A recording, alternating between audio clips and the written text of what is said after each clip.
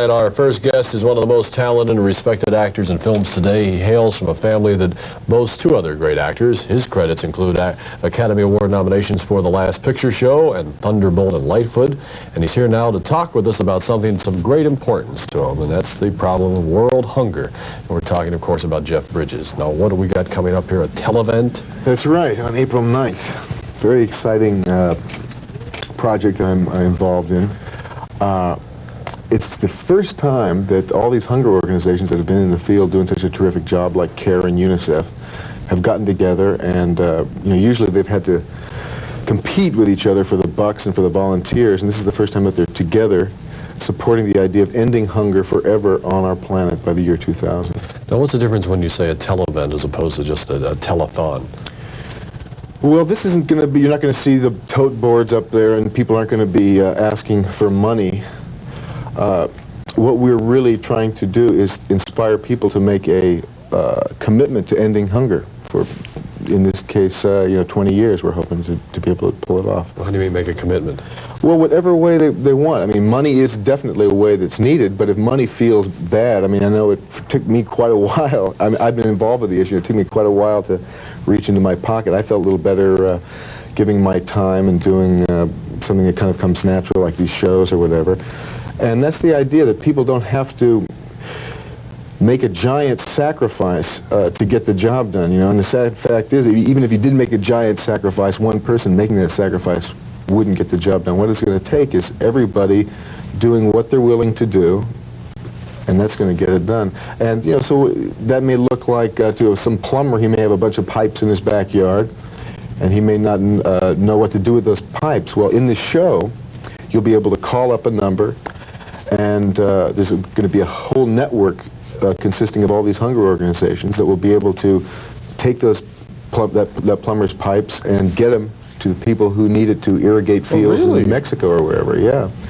Huh. So, in other words, it can be whatever is natural to you, and not making a giant sacrifice, no big guilt trip, or not. You're not going to see pictures of extended bellies and the flies buzzing in the mouths and all this. It's going to be really a different look at the whole issue. Well, we see the telethons, various telethons, are always filled with entertainment. Mm-hmm. Now, will there be performers on there other than yourself? Oh, yeah, well, Gregory Peck is our main man. He'll be up there headlining for us. Jack Lemmon will be there. Dennis Weaver, myself, my brother, Bo, Harvey Korman. And they kind of are coming in now. We're getting more and more names all the time. Where does it take place? Here in L.A.? It's going to be shown live here in Los Angeles and in San Diego and in Santa Barbara.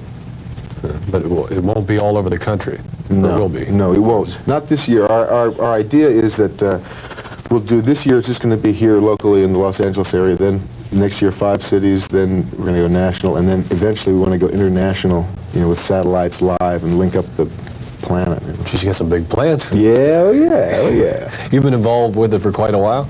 Yeah, for about 3 or 4 years now. Uh-huh. How'd you get involved with it originally? Well, sort of like how you accept a part, almost, like a movie script, Somebody came to me with this information, and they were all experts. It's like when you read a script and it's some heavy writer, that you really admire, you kind of give it a little more weight. And these were reports that President Carter and then President Reagan did the same thing. He commissioned these experts to go off and find out what the issue of hunger, where it stood in the world, and they all found out, both the left-wing and the right-wing factions found out the same thing. What they found out was that we have enough food on the planet, basically. We have enough money to distribute the food. We know how to do it. 35 countries since World War II have ended it in proven ways. We have the technology and everything. All that's missing is the political will, which finally gets down to the individual will. And so that's what this show is about, to inspire the individual will. And get people something in, I think, USA Today, this morning's edition, where they compared the amount of calories consumed around the world in different countries, and the average is something like 560 a day or something like that. But here in America, it's over 3,000, which is incredible. Yeah. You can. That's right. And the great thing is, you can still eat your 1,000,000 calories a day, whatever you want, and still get the problem of hunger handled. You know, one of the things that stopped me in my tracks was this idea of this giant sacrifice, you know, that I would have to make to really make a difference. And the sad thing is, I wasn't willing to do it. You know, I wasn't willing to not eat a nice dinner, not live in a nice house, drive a nice car. And now I've kind of shifted from that, and maybe, you know, in that condition I would, you know, give $10 and say, get out of here, you know, don't come at me anymore. But now I'm kind of shifting that to just doing whatever feels right to me. You know, I don't want to, just what I'm willing to do. Not, I don't want to pull any spiritual muscles or anything like that. I'm just taking step by step. And what happens, I find, is that you get gratification from doing that, and you extend yourself more and more.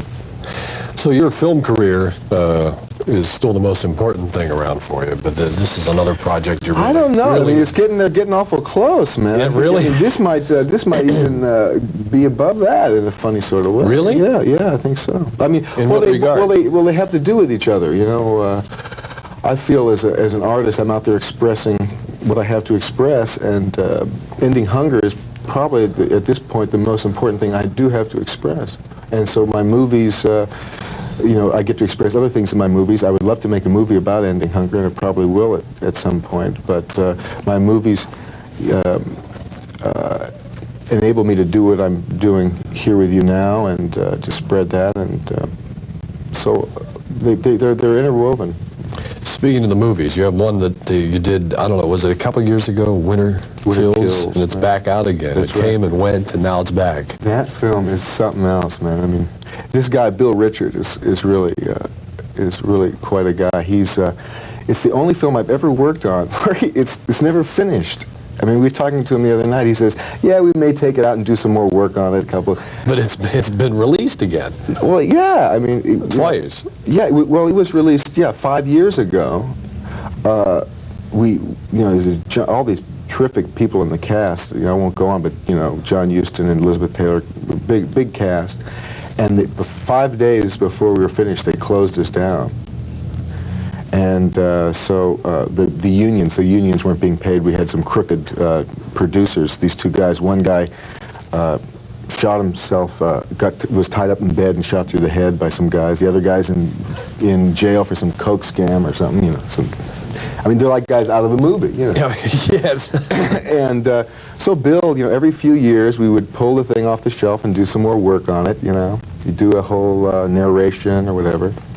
And so this film is alive. I mean, it keeps going. So even though now it's been released again, we may, who knows? Add something to it again. Is commercial success that important to you as an actor?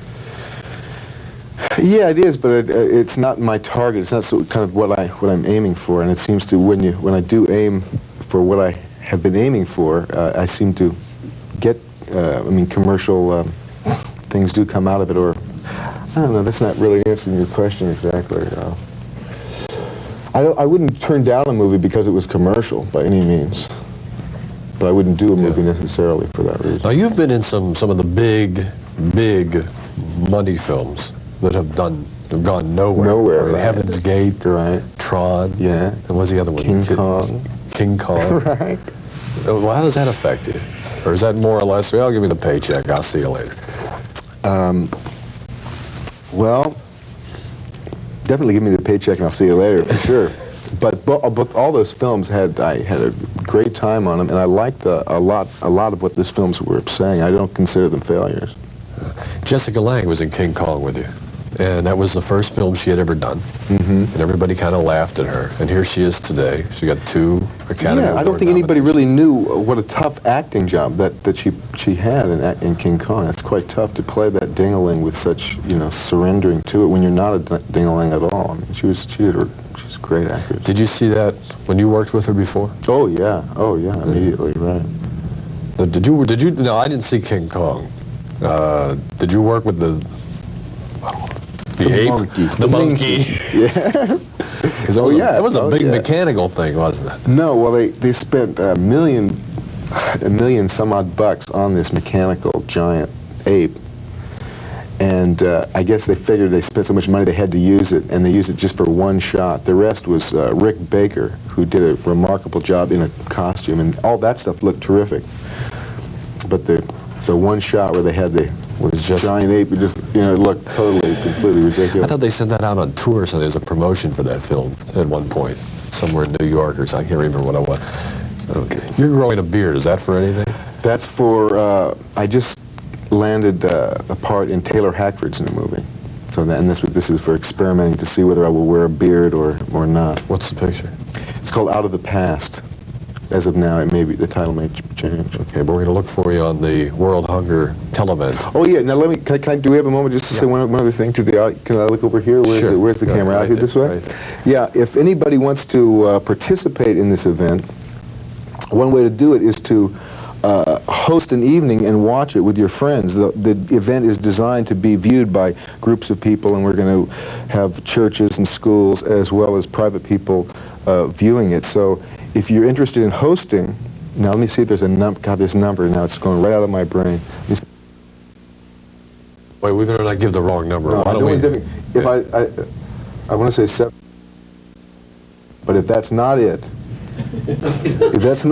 dial 411, which is information, and ask for the Los Angeles World Hunger Event. That's the best bet. It's a tough title. I'll never repeat that one more. The Los Angeles World Hunger Event.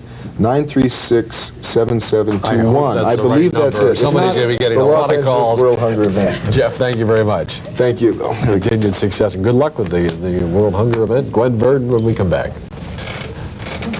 Damn, that whole...